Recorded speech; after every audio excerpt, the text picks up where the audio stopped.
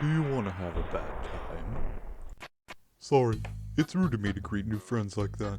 The name's Sans. Sans the skeleton. But enough about me. Let's talk mouse. Wow, what a strange name. You could say that Speak chose a cheesy title. What? Not funny? Mouse is littered with tons of different possible themes, from Jewishness to family. But honestly, I think that betrayal is the main kick here. Let me put this more professionally.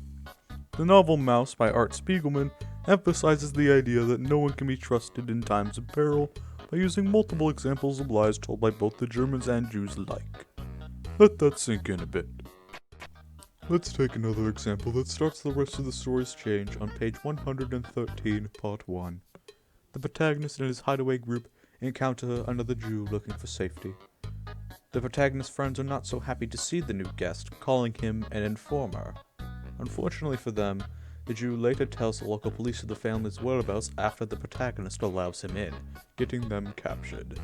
Maybe he should have listened to his friends. Anyway, let's remember, the guest wasn't German, he was Jewish. A Jewish man selling out his own fellow kind to possibly die, just so he could get on the good side of the Germans. This action lands our protagonist in the custody of the Germans, which is the entire reason the story even progresses. If their guest didn't tell the police, then the story could have possibly ended right there. Quite easily a turning point in the story, caused by the betrayal of a fellow Jew. Next, we'll take a look into Mouse Part 2, page 50, for some less impactful decisions. A prisoner is trying to convince gods that he is a fellow German and not a Jew. Well, we can clearly see that he is lying because he is a mouse like the rest of the Jews. But, in the second picture, he's now a cat, the species used to identify Germans. Later, the wardens execute the prisoner without another thought. And I know what you all are probably thinking. The man wasn't betrayed, he was killed as a prisoner.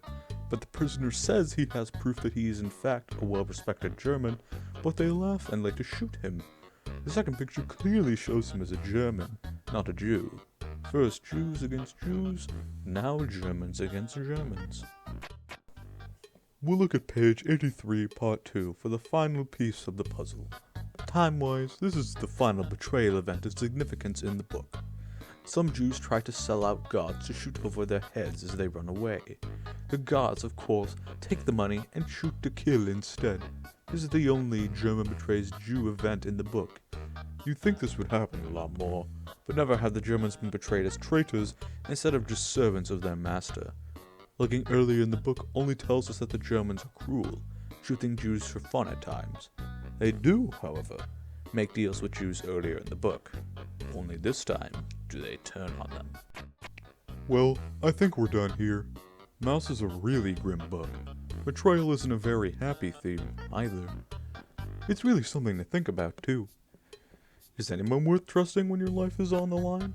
Spiegelman tells us that we can't rely on even our closest of friends, because they might just turn on you when given the chance. Random strangers, too. Speaking of random strangers, you, in the front, Mr. Manley. Yeah, you. You're not paying attention to me, are you?